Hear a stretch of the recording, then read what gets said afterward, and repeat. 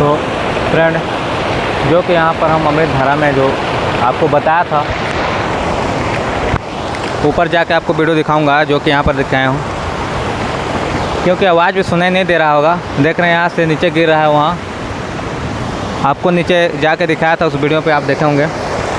और picnic spot यहाँ बहुत बेहतरीन है, जो कि देख रहे हैं चारों तरफ पिकनिक उकनिक मनाने के लिए आते हैं और अपना व्यवस्था भी लेके साथ में आते हैं।